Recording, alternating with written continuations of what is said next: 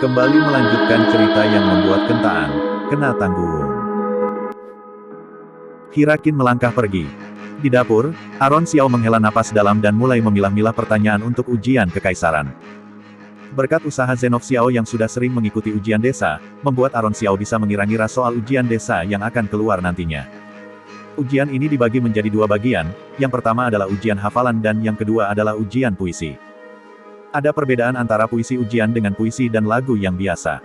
Museum tempatnya bekerja memiliki koleksi puisi dengan persyaratan yang jelas untuk puisi ujian. Aron Xiao tidak hanya paham dengan peraturan, tetapi dia telah menghafal semua puisi yang ditulis oleh para sarjana di masa lalu, sehingga dia dapat menanganinya dengan mudah. Terlepas dari persyaratan untuk bait yang solid, bagian tersulit dari puisi ini adalah penggunaan kiasan, juga dikenal sebagai penggunaan peristiwa, yang berarti bahwa kata-kata yang digunakan harus memiliki sumber, baik kiasan historis atau frasa yang telah digunakan sebelumnya. Penting juga untuk tidak menggunakan kiasan dengan cara yang berlebihan, berulang, dan tidak saling terkait. Akan lebih baik jika menggunakannya dengan tegas, agar maka kiasan tersebut tersampaikan dengan baik. Setelah mengingat hal ini, Aron Xiao tertidur, bersandar di pintu dan mendengarkan angin bersiul di malam hari. Malam itu sangat dingin sampai Aron Xiao berguling ke sana kemari. Dia akhirnya bangun untuk menyalakan api yang menderu-deru di kompor, mencoba menghilangkan rasa dingin sebelum tertidur. Setelah malam yang panjang dengan punggung yang sakit, Aron Xiao terbangun dengan sinar matahari yang cerah, lalu mandi dan membersihkan diri. Dia mencium aroma yang lezat di taman. Di taman, makanan lezat sudah ditata. Tampaknya keluarga Qin sedang bersiap untuk makan di sini. Makanan orang kaya dan bangsawan berbeda dengan makanan rakyat jelata. Kue-kue yang disajikan sangat lezat. Daging serta sayuran yang mereka siapkan juga sangat banyak, membuat perut Aron Xiao keroncongan setelah seharian menahan lapar. Aron Xiao adalah orang yang suka makan pedas. Makanan yang tersaji di atas meja, meskipun mewah, terasa ringan dan hambar. Dia bertanya, bukankah orang di keluarga Qin menyukai cabai? Pelayan yang berdiri di depan meja mengerutkan kening dan bertanya, cabai itu apa, menantu? Cabai datang lebih lambat di Lamusa dari luar negeri. Ini memang makanan dari luar. Tampaknya dinasti Naemu belum melakukan impor cabai. Aron Xiao berkata, cabai yang berbentuk seperti tanduk sapi berwarna merah terang. Cabai memiliki sensasi terbakar di mulut, kesemutan di tenggorokan dan memanaskan tubuh, yang membuat kita merasa geli dan melayang. Kalau ada cabai, kita bisa menambah 3 mangkuk nasi saat makan. Pelayan menelan ludah dengan susah payah. Dia belum pernah mendengarnya, bagaimana menantu ini bisa mengetahuinya. Dia berkata dengan mata bingung. Aku ingin memakannya juga. Itu tergantung pada kesempatan. Aron Xiao melirik makanan ringan di atas meja dan merenungkan untuk memasukkan cabai ke dalamnya nanti. 3 hari tanpa makanan pedas tidak masalah, tetapi 3 tahun tanpa makanan pedas adalah masalah. Nyonya besar datang. Tuan muda dan nona muda datang. Pada saat itu, seorang pelayan melaporkan. Terlihat bahwa Nyonya besar Qin datang, diikuti oleh cucu-cucu keluarga Qin, yaitu Malek Qin, Dalen Qin, Kaan Qin dan Hira Qin yang membuat mata Aron Xiao berbinar. Ini adalah pertama kalinya Aron Xiao melihat Hira Qin, seorang wanita dengan kecantikan surgawi. Dia memiliki tubuh ramping, dengan alis yang indah dan sepasang tangan yang lembut, tengah menggandeng Nyonya besar. Mereka berjalan mendekat dan menempati tempat duduk mereka, kecuali Malek Qin, yang memelototi Aron Xiao dan memperlakukannya seolah-olah dia bukan siapa-siapa. Tidak ada yang memintanya ikut makan, tidak ada yang memintanya untuk tidak makan. Situasinya sangat membingungkan. Keluarga Qin menempati tempat duduk mereka, menyisakan sedikit celah untuk Aron Xiao. Masih ada 1 kursi kosong yang dikeluarkan. Kalau dia ingin makan, dia harus makan dengan berdiri. Semua anggota keluarga berpakaian seperti sangat mewah dan Aron Xiao tampak tidak pada tempatnya dengan pakaian dinginnya. Orang-orang keluarga Qin mulai menggerakkan sendok mereka, tetapi tidak ada yang menyapa Aron Xiao. Dalen Qin dan Kaan Qin menatapnya dengan wajah provokatif saat memasukkan makanan ke dalam mulut mereka. Duduk dan makanlah. Pada titik ini, Nyonya besar Qin mengangkat alisnya dan menatap Aron Xiao dengan ketidakpuasan. Aron Xiao berada di sini untuk makan, bukan untuk menyenangkan keluarga Qin. Dia harus segera menyelesaikan makanannya dan kemudian kembali untuk melanjutkan puisinya. Dengan pemikiran tersebut, dia duduk di bangku, mengambil sendoknya dan makan dari posisi sempit. Malek Qin melotot dengan marah dan berteriak, berhenti. Apa kamu sudah disuruh makan? Aron Xiao sedang menggigit ayam. Ketika dia mendengar ini, dia mengunyah dan berkata, jangan bercanda, Kak. Kalau aku duduk di depan meja makan dan tidak makan, apa aku di sini untuk diam saja tanpa diperbolehkan memakan apapun? Semua orang tercengang saat mendengar ini. Semua orang mengira bahwa Zenov Xiao adalah orang yang pendiam, sudah mengalah dan berkata bijak. Namun, sekarang mereka mengira bahwa selama ini dia hanya berpura-pura. Dia sangat fasih dan banyak bicara, dia tidak terlihat seperti seorang sarjana. Mata Hirakin berkaca-kaca. Penampilannya yang saat ini terlihat menyedihkan. Bukan karena dia marah, tetapi karena dia sangat bangga dengan dirinya sendiri. Ternyata suaminya adalah pria pemberani seperti itu. Malekin menggebrak Mi dan kata, Aron Xiao. Ketika berbicara dengan orang yang lebih tua, kamu harus berbicara dengan sopan. Kamu membuatku jijik saja, bicara sambil makan. Berbicara sambil makan bisa membuat orang yang lebih tua ini marah. Hirakin pasti juga sangat jijik sampai-sampai dia hampir menangis karena menahan malu dan marah. Haha, Aron Xiao merasa kalau ini sangat lucu. Keluarga Qin sangat kaku, yang membuatnya merasa bahwa hal ini sangat lucu. Aron Xiao bahkan bertanya, istriku, kenapa kamu menangis? Melihat penampilannya yang tidak sadar akan kesalahan dan tidak sopan, Hirakin memiringkan kepalanya, diam-diam menyeka air matanya karena kebenciannya terhadap ketidakadilan takdir. Bahkan dalam air mata, dia masih terlihat sangat cantik, membuat Aron Xiao sedikit tercengang. Dalen Qin berteriak, si Xiao, lebih berhati-hati dengan mulutmu. Siapa yang kamu panggil istri? Siapa istrimu? Bagaimana mungkin kamu layak untuk adikku? Jika bukan karena kediaman keluarga Qin yang mengasihanimu karena tidak punya cukup makanan, kamu tidak akan bisa makan hari ini. Dalen Qin dan Kaan Qin adalah saudara kembar, tetapi mudah untuk mengenali mereka. Dalen Qin memiliki tahi lalat di alis kanannya dan Kaan Qin tidak. Kepala Aron Xiao dimiringkan ke samping dan dia tersenyum tipis, mengatakan, oh. Jika tidak dianggap sebagai istri setelah menikah, apa wanita yang dipanggil istri olehmu di rumah bordil baru dianggap sebagai istri? Kamu sedang menghinaku atau menghina adikmu atas panggilan istri ini. Bukan hanya menimpali perkataannya, tetapi orang seperti Aron Xiao juga berani membantahnya. Dalen Qin sangat marah sampai tubuhnya bergetar. Matanya melirik ke arah neneknya, yang tidak tahu bahwa dia dan Kaan Qin memang sering bermain-main di luar. Aron Xiao tidak akan membiarkannya lolos begitu saja. Dia kembali mengatakan, Dalen bersikap sopan kepada para wanita di rumah bordil. Meskipun mereka gadis bayaran, tapi masih saja memanggil mereka istri. Aku rasa kamu pergi ke sana untuk belajar puisi dan lagu dengan gadis-gadis ini. Kamu benar-benar pekerja keras dan rajin. Kamu. Dalen Qin dan Kaan Qin sangat marah, tetapi tidak berani mengucapkan sepatah kata pun. Mereka takut mulut Aron Xiao akan mengeluarkan beberapa bukti lainnya kalau mereka membantah. Nyonya besar Qin tampak murung. Melihat Dalen Qin dan Kaan Qin yang kelabakan, sepertinya mereka memang benar-benar keluar dan bermain-main di luar sana. Keluarga Qin selalu menjaga reputasi yang bersih dan pendidikan di kota Amura sangat ketat. Dalen Qin dan Kaan Qin memang merupakan kemalangan bagi keluarga Qin. Keluarga Xiao, yang seharusnya lebih berkuasa dari keluarga Qin, tidak lebih kaya dari 3 generasi. Setelah belajar dari keluarga Xiao, Nyonya besar Qin mampu menjaga cucunya di bawah pengawasan yang ketat dan tidak membiarkan satu kesalahan pun terjadi. Keluarga Xiao tidak pernah memiliki orang bodoh yang berakhir seperti ini, jadi keluarga Qin harus lebih waspada. Nyonya besar Qin mencoba meredam emosinya dengan tidak mengatakan apapun, sementara Dalen Qin dan Kaan Qin menunduk ketakutan. Nenek mereka selalu tegas, jadi tentu saja mereka tahu bahwa mereka benar-benar dalam masalah kali ini.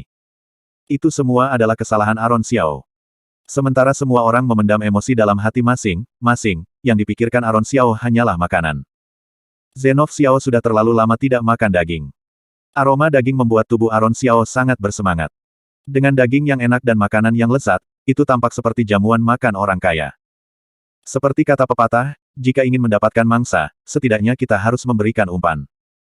Keluarga Qin sudah menyiapkan daging dan makanan enak hari ini, sudah memikirkan bagaimana menghadapi Aron Xiao. Tidak lama setelah Aron Xiao mengambil sendoknya, Nyonya besar Qin menjatuhkan sendoknya. Tak. Sendok Aron Xiao mendarat di atas meja dan dia bertanya, apa ada perintah lain? Dia memiliki ekspresi kurang ajar di wajahnya, yang membuat Nyonya besar Qin tidak senang. Kami, keluarga Qin adalah orang-orang yang cakap, tidak ada seorang pecundang dalam keluarga ini. Kamu hanya orang yang tidak diinginkan, apa rencanamu untuk ke depannya? Ini adalah pertanyaan tentang rencana, tetapi maksudnya adalah, kamu tidak punya apa-apa, jadi untuk ke depannya harus patuh kalau ingin tetap berada di kediaman keluarga Qin. Aku akan mengikuti ujian desa. Aron Xiao menjawab dengan tegas dan wajah kerumunan orang memucat. Malekin bahkan berteriak, Zenov Xiao, jangan bersikap tidak tahu diri. Saat menjawab, tambahkan kata sapaan untuk nenek. Wajah Hirakin menjadi makin cemberut. Pada titik ini, Dalen Qin tidak bisa menahan diri. Ujian desa. Siapa yang tidak tahu bahwa Zenov Xiao telah gagal selama 3 tahun berturut-turut? Dia telah menjadi bahan lelucon di kota Amura. Bagi Aron Xiao, ujian desa adalah cara yang paling tidak mungkin baginya untuk bangkit. Dalen Qin menyapu rasa kekalahannya dan mengambil kesempatan untuk mengejeknya. Zenov Xiao, apa kamu masih berpikir kalau kamu adalah putra kebanggaan? Kamu bahkan sudah gagal selama 3 tahun. 3 tahun dan kamu bahkan tidak bisa lolos. Hanya kamu satu-satunya di kota Amura. Kalau aku jadi kamu, aku akan bunuh diri. Aku tidak akan bisa menerima kenyataan memilukan seperti ini. Haha. Kan Qin juga tertawa dari samping.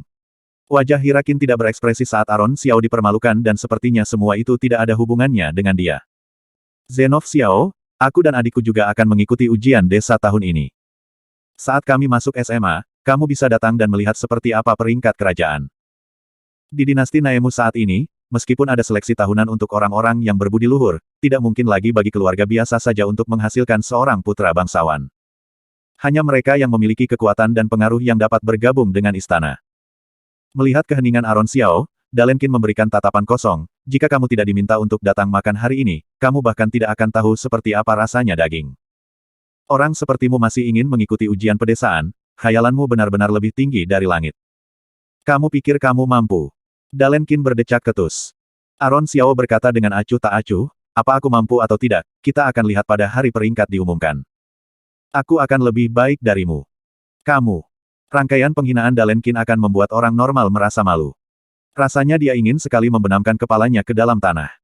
Namun, raut wajah Aron Xiao begitu tenang dan tidak ada tanda-tanda ketakutan di wajahnya. Sementara Nyonya Besar Qin tidak tahu bahwa Dalen Qin tidak berpendidikan, Hirakin dan yang lainnya sudah tahu. Hirakin, yang menyayangi adik laki-lakinya, terbatuk-batuk ringan dan mulai menggunakan sendoknya untuk mengambil hidangan dan menaruhnya ke dalam mangkuk Dalen Qin. Dalen, abaikan dia dan makanlah. Ini bebek yang kakak minta dibuatkan oleh dapur khusus untukmu. Terima kasih, Kak. Dalen Qin, yang memiliki ruang untuk menyelamatkan wajahnya langsung bereaksi.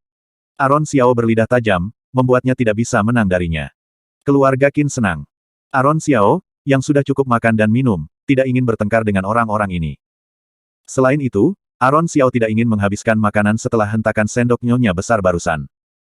Aron Xiao berdiri, berkata dengan wajah acuh tak acuh, aku sudah kenyang, jadi aku tidak akan mengganggu makan kalian. Yang mengejutkan semua orang, Aron Xiao menyingsingkan lengan bajunya dan pergi. Lancang. Apa nenek sudah membiarkanmu pergi? Malek Qin menggebrak meja. Sup yang ada di atas meja tumpah. Namun, Aron Xiao hanya melambaikan tangannya dan tidak kembali. Dengan sedikit rasa panik, Aron Xiao mengepalkan tinjunya. Seorang pria yang hebat tidak akan menerima makanan dengan hina.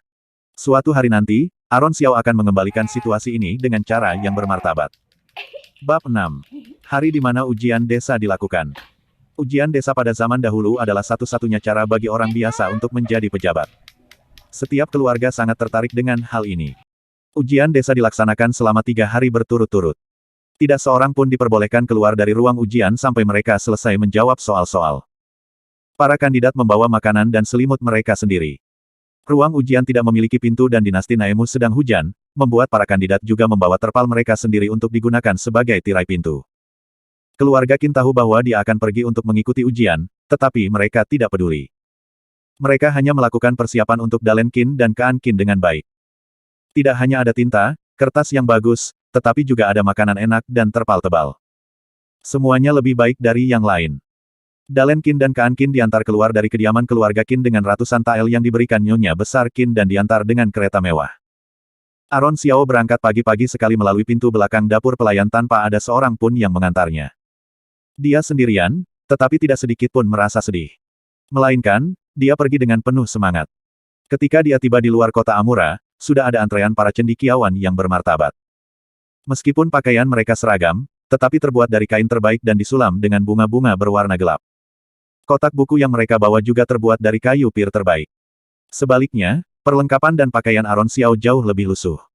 Namun, ada banyak anak-anak dari keluarga sederhana yang sama dengannya. Meskipun pakaian dan kain mereka kasar, tetapi mereka memiliki semangat yang baik. Namun, seburuk apapun persiapan mereka tidak seperti Aron Xiao yang hanya membawa pena, tinta, kertas dan batu tinta, serta kue serabut jagung. Ada 2 jenis petugas, petugas penjaga dalam dan petugas penjaga luar. Petugas penjaga luar adalah pengawas dan bertanggung jawab atas semua hal yang berkaitan dengan ujian. Petugas penjaga dalam tidak berurusan dengan apapun selain menandai kertas ujian dan petugas penjaga dalam dan luar tidak berinteraksi satu sama lain. Sekarang para peserta ujian sedang diperiksa oleh pengawas untuk mencegah mereka membawa contekan atau menyamar sebagai orang lain. Setelah pemeriksaan selesai, pengawas akan meminta siswa untuk menerima label bernomor dan pergi ke ruangan mereka masing-masing. Ketika pengawas mendatangi Aaron Xiao, dia melihat bahwa dia berpenampilan lusuh dan bahkan tidak memiliki terpal. Jadi, dia ingin mengingatkannya bahwa semua orang untuk berada beberapa meter darinya. Sikap ini memberi kesan bahwa dia tidak diterima dengan baik oleh kota Amura. Jadi, petugas itu melambaikan tangan kepadanya dan membiarkannya masuk. Aaron Xiao pergi ke ruangannya, menyiapkan pena, tinta, kertas dan batu tinta, menunggu waktu ujian dimulai. Karena merasa ada bahaya di tempat ujian, dia melihat lebih dekat ke dalam ruangan ini, yang bisa dikatakan sederhana, tetapi tidak sederhana.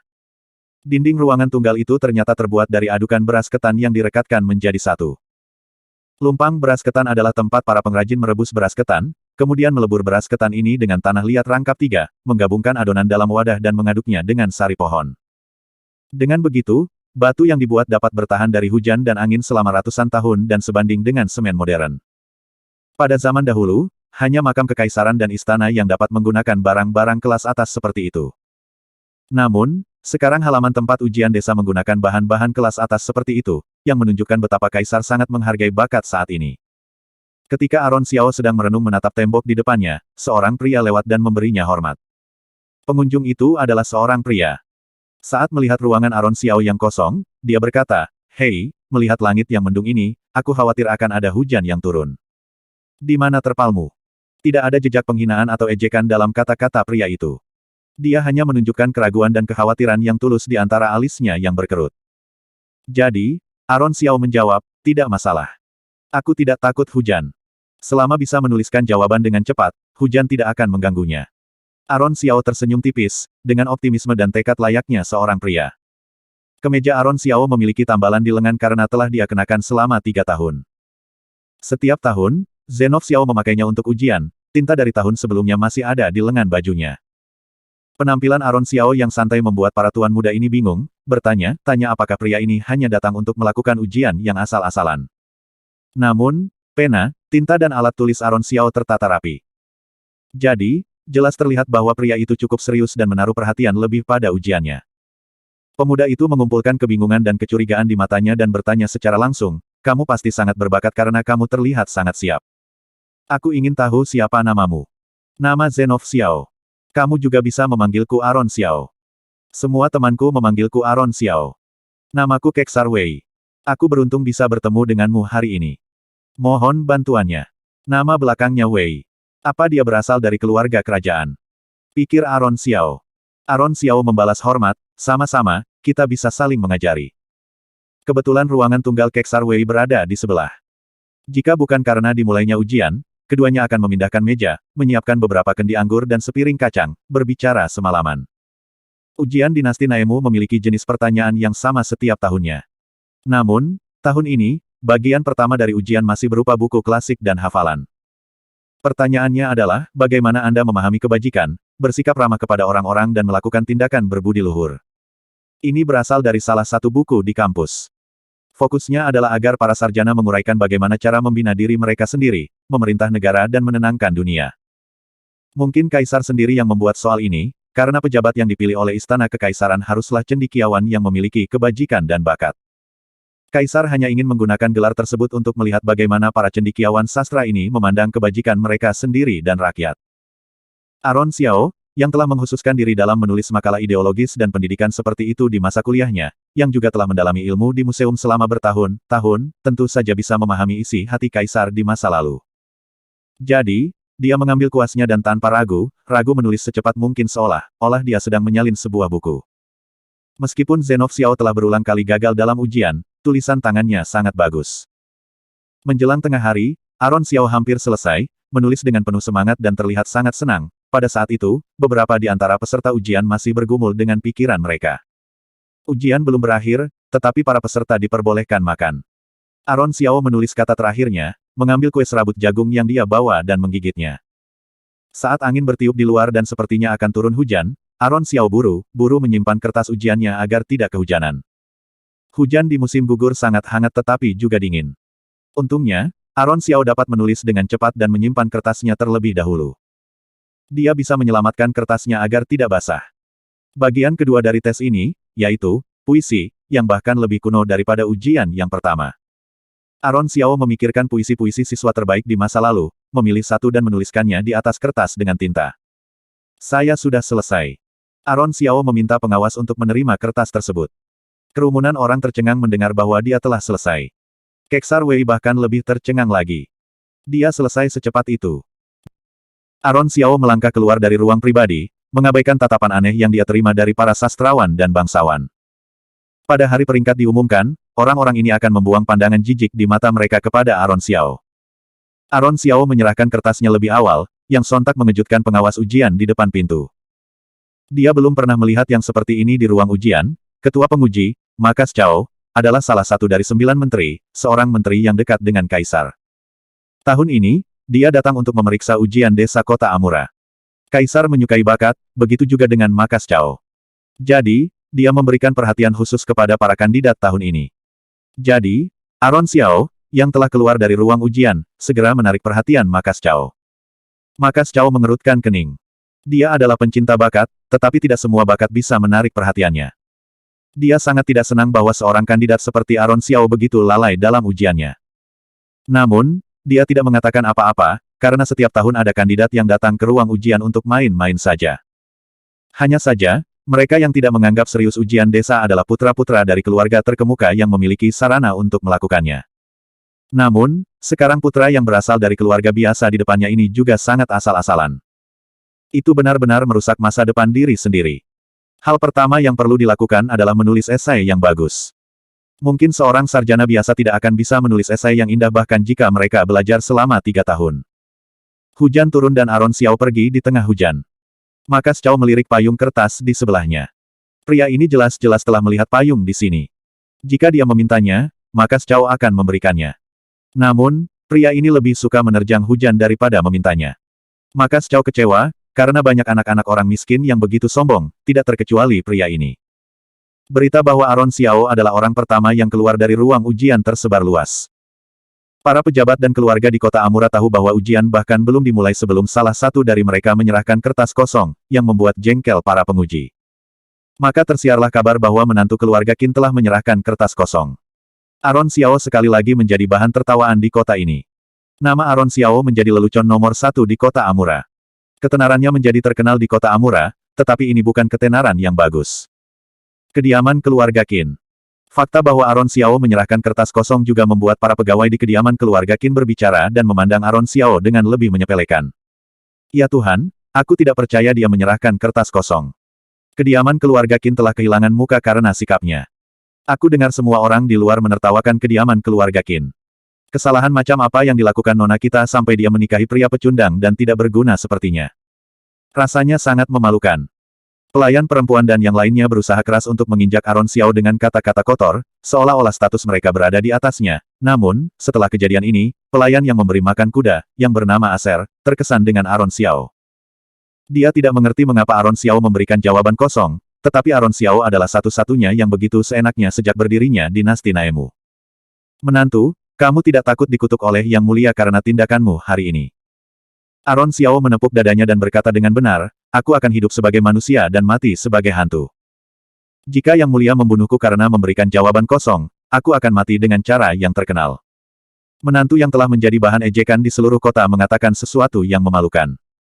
Aser benar dibuat tidak habis pikir olehnya. Aron Xiao memakan buburnya, yang bahkan terlihat sangat encer. Aser melihatnya memakannya. Jelas bahwa itu bubur yang sangat encer, tetapi dia memakannya seolah-olah dia sangat menikmatinya, seolah-olah dia sama sekali tidak terganggu oleh situasi saat ini. Terdengar suara lesatan dari sebuah anak panah tajam, yang menancap di pintu dapur Aron Xiao. Seseorang telah mengiriminya surat. Orang zaman dahulu sangat menarik, meminta seseorang untuk membawa pesan dan membuat pengantaran pesan ini menjadi begitu mematikan. Aron Xiao mengambil sebuah catatan dari anak panah tersebut, Saudara Xiao, aku Keksar Wei. Aku sudah mengirimkan kereta untuk menjemputmu. Datanglah ke Aula Neom untuk berkumpul.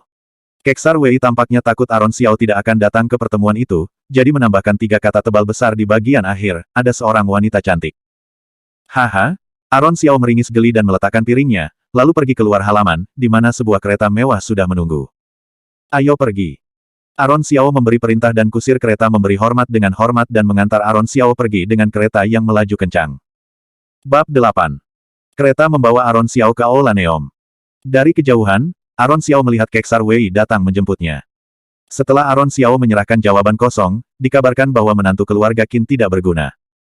Jadi, Keksar Wei tahu tentang statusnya sebagai menantu yang tidak berguna. Namun, sebagai seorang sastrawan, Keksar Wei menebak bahwa Aaron Xiao juga seorang pria yang ingin menyelamatkan harga dirinya. Jadi, dia tidak menyebutkan apapun tentang masalah menantu yang tidak berguna dan mengundangnya untuk minum teh. Aula Neom adalah tempat di mana para sastrawan kota Amura berkumpul untuk berdebat dari waktu ke waktu, tetapi selebihnya hanya tempat untuk minum teh dan membaca puisi. Ini adalah tempat di mana para sastrawan berada. Aaron Xiao tidak menyukai omong kosong serius yang terjadi. Namun, Keksar Wei mengatakan bahwa banyak wanita dari keluarga terpandang yang datang ke tempat ini, begitu juga dengan wanita asing. Siapapun yang datang ke kota Amura tanpa datang ke Aula Neom akan dianggap tidak pernah datang ke kota Amura. Setelah mendengar hal ini dari Keksar Wei, Aaron Xiao sangat bersemangat untuk melihat kiblat kecantikan ini. Aula Neom terletak di salah satu taman umum terbesar di kota Amura dan merupakan tempat yang wajib dikunjungi oleh para sastrawan kota Amura. Banyak gadis-gadis muda datang ke sini hanya untuk melihat bakat yang terkenal. Setelah dipilih oleh seorang wanita, mereka akan mendatanginya dan melamarnya. Hal ini juga telah menghasilkan banyak cerita bagus tentang bakat dan kecantikan pasangan tersebut. Ini juga merupakan tempat di mana para sastrawan berbakat ingin bertemu dengan rekan-rekan mereka dan bersenang-senang sambil mengobrol, minum dan menulis puisi. Aaron Xiao turun dari kereta langsung terpesona. Seni berkebun kuno, yang hanya bisa dilihatnya di buku-buku sejarahlah yang membuatnya terpesona. Di seluruh taman, hutan hijau menjulang dan air jernih memenuhi lanskap. Sejauh mata memandang, puncak-puncaknya tersembunyi, yang terlihat sangat indah dan memesona. Saat berjalan di sepanjang jalan setapak, jalan itu berkelok-kelok dengan cara yang unik. Benar-benar halus dan lembut dengan liku-liku yang seperlunya. Seseorang pasti menikmati membaca di tempat ini. Aaron Xiao, ini adalah tempat di mana para sastrawan kota Amura suka berada. Bagaimana? Bagus. Ini tempat yang tepat. Aaron Xiao melihat sekeliling dan melihat bahwa jika taman ini dibawa ke abad ke-21, itu akan menjadi sensasi internet. Biaya untuk pintu masuk pasti akan membuat tangan gemetar. Mereka berdua minum teh di sebuah paviliun. Taman ramai, tetapi tidak ada yang pergi ke paviliun. Saudara Xiao, hari ini Yang Mulia disandera oleh Negam Wei. Silsilah Negam Wei sangat dalam. Apa yang harus dilakukan Yang Mulia untuk mengambil kembali kekuatan yang menjadi miliknya? Aaron Xiao sangat waspada dan segera mengulurkan tangan untuk menghentikannya. Sama halnya di dinasti manapun, tidak sembarang orang bisa mendiskusikan politik. Dia hanya bertemu Keksar Wei sekali dan tidak mengenalnya dengan baik. Jadi, tentu saja dia tidak bisa berbicara omong kosong. Aaron Xiao sedang memikirkan kaisar mana yang akan digunakan sebagai buku pelajaran. Tiba-tiba, matanya bersinar tajam dan dia melihat sekilas sosok yang tidak asing, seseorang yang tidak seharusnya ada di sini. Tidak jauh dari situ, Hirakin mengerutkan alisnya dan menatap pria di sebelahnya. Pria itu tinggi dan berpakaian rapi. Dia juga bersikap lembut dan penuh kasih sayang terhadap Hirakin.